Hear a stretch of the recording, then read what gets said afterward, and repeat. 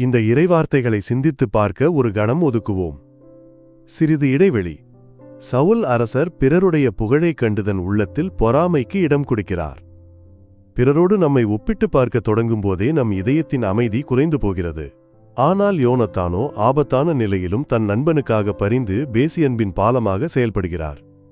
நம் அன்றாட வாழ்வில் நாம் யாரைப் போல இருக்கிறோம்?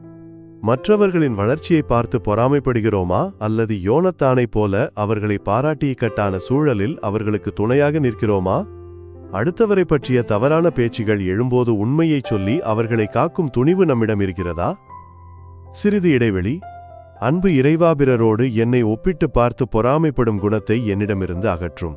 மற்றவர்களின் வெற்றியில் உண்மையான மகிழ்ச்சி காணும் பரந்த உள்ளத்தை தாரும். இன்று நான் சந்திக்கும் நபர்களைப் பற்றி மற்றவர்களிடம் உயர்வாக பேசவும் தேவையற்ற கசப்புணர்வுகளை கைவிடவும் எனக்கு அருள்தாரும். ஆமென்.